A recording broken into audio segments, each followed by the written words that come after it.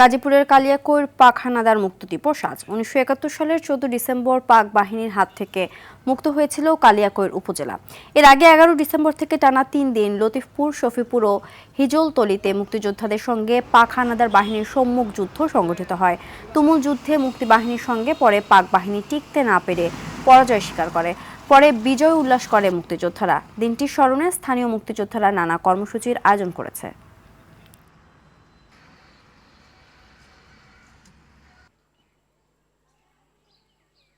ব্যাপক গোলাগুলির মাধ্যমে এখানে ১৪ জন পাক সেনা নিহত হয়। ১৪ই ডিসেম্বরটা আমাদের কালিয়াকৈরে একটা উৎসবমুখর পরিবেশ ছিল এবং যুদ্ধটা এমন তীব্র ছিল, সেই তীব্র যুদ্ধের মধ্য দিয়ে আমরা এই পাক সেনাদেরকে হানা করি।